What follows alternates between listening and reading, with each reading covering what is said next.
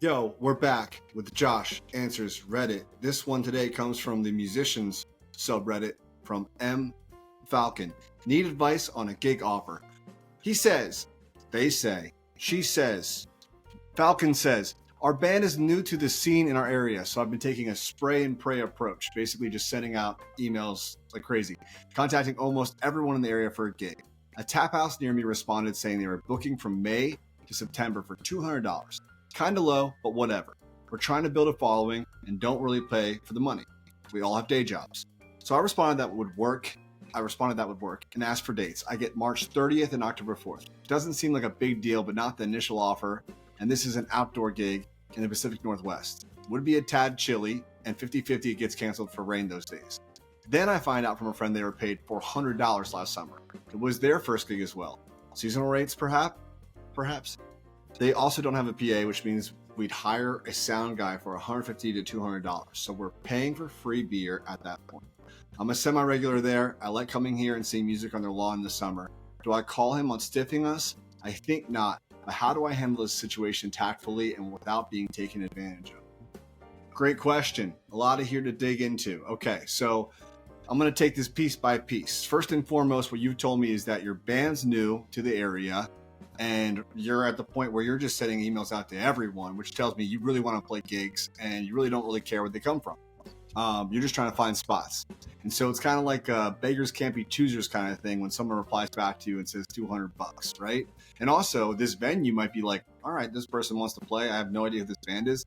Let's try them out. And that's what I think is probably happening here is that while they do their summer gigs like you mentioned before, and that's what you're aspiring to play at, they gave you offers for March 30th and October 4th. So yeah, probably chilly. And yeah, it might get canceled. But they're looking at this as like, we don't know who you are. We've never seen you play before. And yeah, they might know you as a regular at the bar, like you mentioned, but they don't know you as a musician and if you're going to be able to make a great show or not. So this is their way of testing the waters.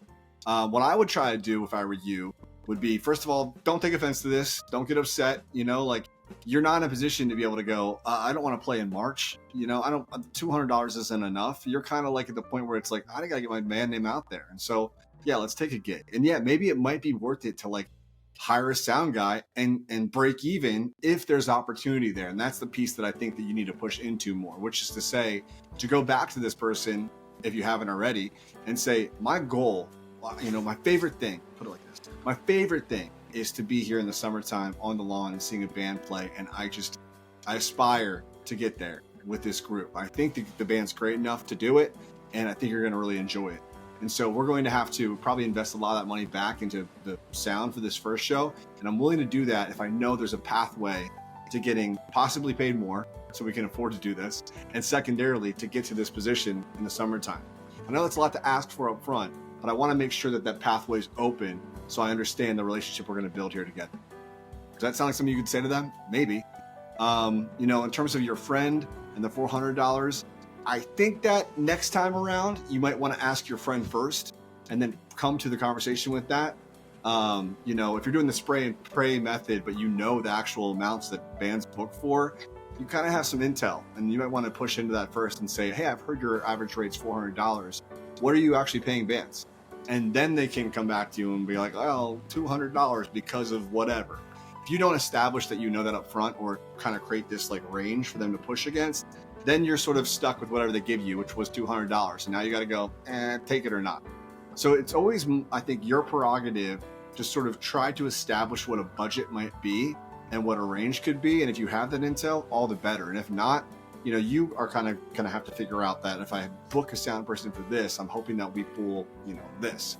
And it's okay to get that out up front and out of the way. I think that shows that you are actually an established musician and you're thinking about the bottom line and you want to make this be profitable for the venue.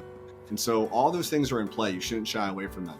But I would say that in terms of this gig, yeah, see if there's a pathway here to where you want to be. And if there is, go for it. And if there's not, yeah, I don't think you're going to gain anything by calling them out and saying, well, you paid so-and-so $400, what the hell?